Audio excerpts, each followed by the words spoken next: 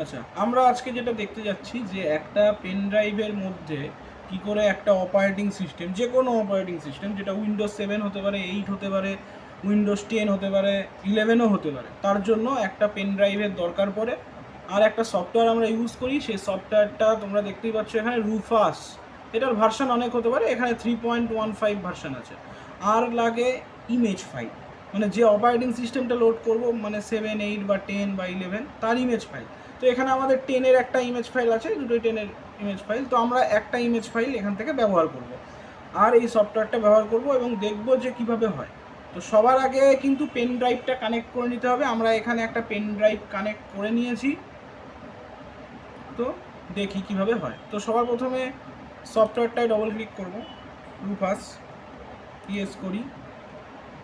Software একটা interface চলে আসবে, এখানে আমাদের পেন ড্রাইভটা শো করবে। এখানে ফ্ল্যাশ ডিস্ক ইউএসবি 29.3 জিবি দেখাচ্ছে, এটা একটা 32 জিবি 32 জিবির পেন ড্রাইভ।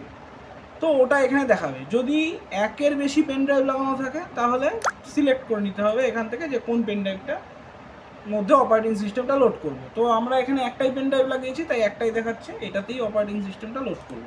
আর কি, তার নিচে লেখা আছে বুট সিলেকশন, মানে এখানেই আমাকে সিলেক্ট করতে হবে ইমেজ ফাইলটা, মানে অপারেটিং সিস্টেমের ইমেজ ফাইলটা। তো এখানে সিলেক্টে ক্লিক করব এবং আমাদের যেখানে আছে ডিতে আছে আমাদের, তো লোকেশন তোমাদের যেখানে থাকবে সেই লোকেশনে গিয়ে যেটা ইমেজ ফাইল সেটাকে সিলেক্ট করতে হবে, করে ওপেনে ক্লিক করতে হবে।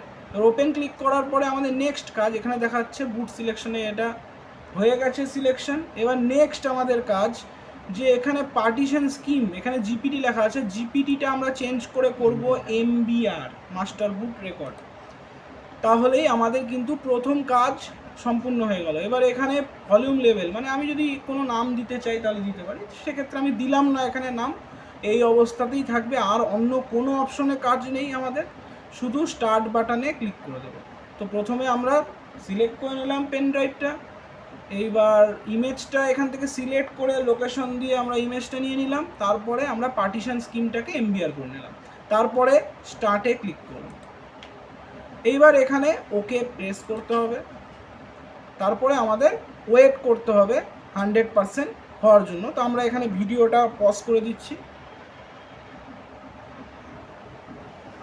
আচ্ছা, তো এখানে আমরা দেখতে পাচ্ছি অলমোস্ট আমাদের হয়েই গেছে কমপ্লিট, 99.8%। তো আর কিছুক্ষণ অপেক্ষা করলেই আমাদের হয়ে যাবে আর ডান হয়ে যাবে ব্যাপারটা। দেখি 99.9%। তো এটা টাইম লাগে মেশিনের উপরে, আবার ইমেজ ফাইলটা কত জিবি সাইজের সেটার উপরেও। তো এখানে 100% হয়ে গেছে, এবার 100% কমপ্লিটেড। এবার লেখা আসছে এখানে কি, রেডি, রেডি, এইখানে রেডি। এবার আমাদের করে দিতে হবে ক্লোজ। তো এইভাবে ক্লোজ করে দিলাম। এইবার পেন ড্রাইভটাকে সেফলি রিমুভ করে দিতে হবে। যেমন আমরা দিস পিসিতে চলে যাই, এখান থেকে এটা আমাদের পেন ড্রাইভ হয়ে গেছে আমাদের লোড। রাইট ক্লিক করব এবং ইজেক্ট। তো আমাদের পেন ড্রাইভটা রিমুভ হয়ে গেল সেফলি। এই ছিল আমাদের পদ্ধতি।